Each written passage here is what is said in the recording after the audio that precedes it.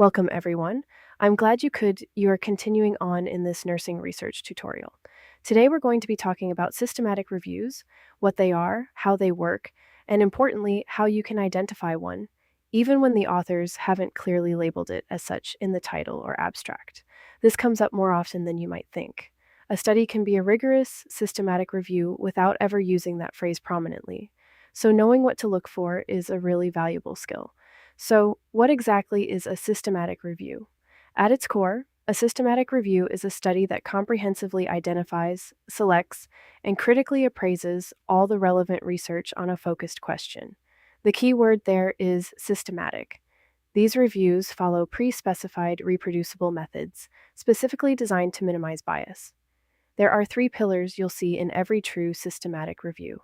The first is a focused question. Researchers don't just browse the literature broadly, they define a precise research question using a structured framework, most commonly PICO, population, intervention, comparison, and outcome. The second pillar is an exhaustive search. Researchers search multiple databases simultaneously, and they document their search strategy so that another researcher could reproduce it step by step. The third pillar is critical appraisal. Each study that makes it into the review is evaluated for methodological quality using standardized tools. We'll talk about those tools later in the presentation.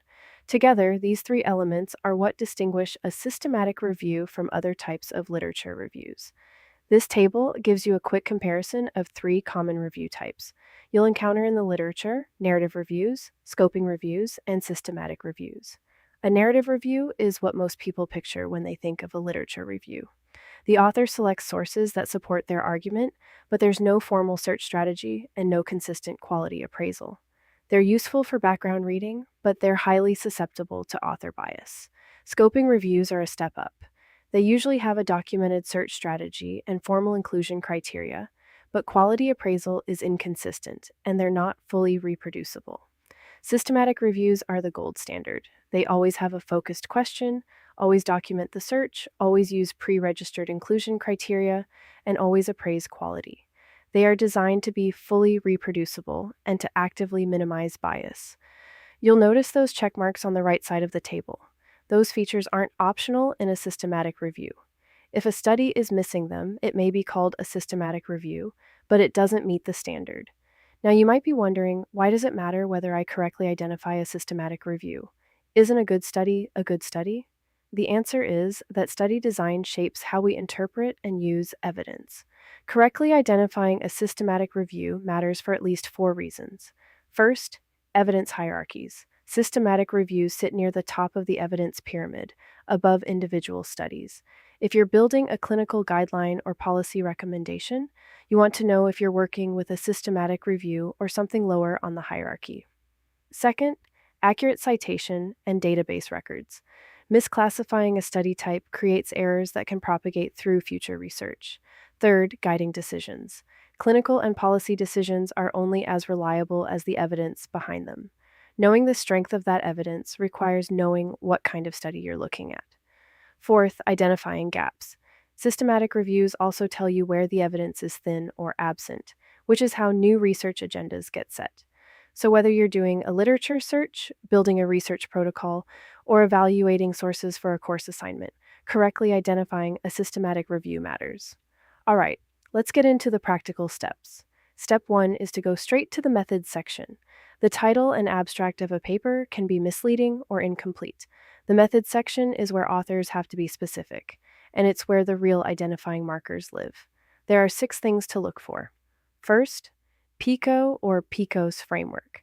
If the researchers explicitly structured their research question using population, intervention, comparison, and outcome, or added S for study design, that's a strong indicator. Second, multi-database search. A genuine systematic review doesn't search just PubMed or Google Scholar.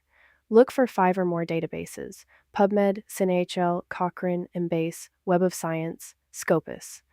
The more comprehensive the search, the more likely it's a systematic review. Third, predefined inclusion and exclusion criteria. In a systematic review, these criteria are written before searching begins. They specify things like language, date range, and eligible study design. Fourth, Prisma flow diagram. PRISMA stands for Preferred Reporting Items for Systematic Reviews and Meta-Analyses. The flow diagram tracks exactly how many records were identified, screened, and ultimately included. If you see one of these diagrams, you're almost certainly looking at a systematic review. Fifth, risk of bias or quality appraisal tool. Look for name tools, Cochrane ROB, the Newcastle Ottawa Scale, GRADE, or JBI, critical appraisal. Vague statements like, we assessed study quality aren't enough. A systematic review names the tool. Sixth, protocol pre-registration. If the researchers registered their protocol in Prospero, OSF, or a similar registry before collecting data, that's one of the strongest indicators available. So far, we've talked about the 6 things to find. Now let's put them to work on an actual published article so you can see what this looks like in practice. Before we even scroll through the PDF, the title page tells us a lot. First, the source. This is published in the Cochrane database of systematic reviews. The journal's name literally announces what it publishes. Second, look just above the title on the first full page. You'll see a bracketed label, Intervention Review. Cochrane labels its review types explicitly, or some articles will say systematic reviews. Also, quick note, Cochrane is actually the gold standard for systematic reviews. Now let's run our eyes through the text in those 6 steps. Every systematic review has a PICO research question, but sometimes it hides. However, in this particular one, it's labeled pretty boldly. In this Cochrane review on honey and lozenges for children's cough, look under Criteria for Considering Studies. That section is the PICO. The P, children with chronic nonspecific cough lasting more than 4 weeks, no known cause. The I, honey or any type of lozenge. The C, placebo or usual treatment. The O, the proportion of children not cured or not improved at follow-up. And that tightly defined P has teeth. The closest study in the literature, honey in children with matching outcomes, was excluded because those kids had acute coughs, not chronic. One word kept it out. So whenever you pick up a systematic review, find its hidden PICO first. It tells you exactly what the review can and can't answer. In the abstract search methods section, we find the Cochrane Airways Group searched the Cochrane Register of Controlled Trials. Central, Medlin, Old Medlin, and Embase databases in October 2010. Notice what's packed into one sentence.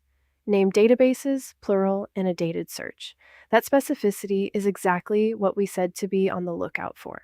In the selection criteria, all randomized controlled trials comparing honey or lozenges with a placebo. The authors limited themselves to a predefined study design.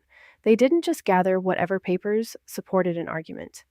In data collection and analysis, the results of the searches were assessed according to the predetermined criteria. So let's count them up. PICO question, named databases, dated searches, predetermined eligibility criteria, dual independent screening, which helps with bias. So 4 to 6 hits means you're very likely looking at a systematic review. Remember one of our key questions. Could another researcher reproduce this search? Absolutely. You could sit down at these databases today, type in these exact strings, and rerun the whole thing. That's the single defining hallmark, and this article passes it completely. Something else worth noticing, something that's missing. Flip through the whole article and you won't find a PRISMA flow diagram. There's no figure anywhere. The study flow is reported entirely in prose. 466 abstracts identified, 20 trials retrieved, 0 included. In a review published today, you'd expect that funnel drawn as the classic diagram, with boxes for identification, screening, eligibility, and inclusion. Why is it missing? Timing. The original PRISMA framework came out in 2009, the very same year this review was first published. So this paper was written before the flow diagram had become a standard expectation. A paper can lack a flow diagram and still be rigorously systematic, just as a narrative review could slap a diagram onto a non-systematic search and still not qualify. The verdict always rests on the cluster of evidence, judged against the standards of the paper's era. You also won't find a Prospero number on this paper. And here's a bit of context worth knowing. This review was first published in 2009 and updated in 2011. Prospero itself only launched in 2011.